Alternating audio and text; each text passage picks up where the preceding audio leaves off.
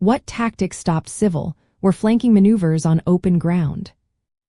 Imagine trying to sneak around a line of soldiers on an open field. It sounds easy, but armies found ways to stop those flanking moves from working. During the Civil War, commanders used several smart tactics to keep their flanks safe. One key method was extending their lines. Instead of a small, tight formation, they spread out their troops in long, thin lines. This way, it was harder for the enemy to slip around the ends unnoticed. They also kept reserves, extra soldiers held back from the main line. When a flank was threatened, these reserves could quickly move to reinforce that spot. Another tactic was the echelon formation. Imagine soldiers arranged diagonally across the field, like a staircase. If the enemy attacked the front of this line, the next unit behind could step up and fight back. This created a layered defense that made flanking attacks riskier. Cavalry units played a crucial role too. They rode ahead of the main force, scouting and watching for enemy movements.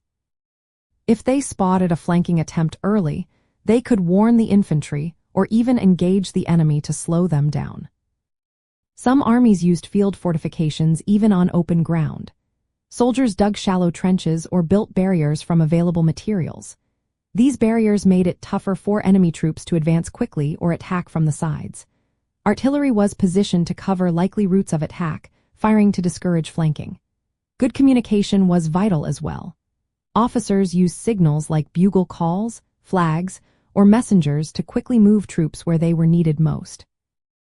At the Battle of Gettysburg, Union forces extended their lines along Cemetery Ridge.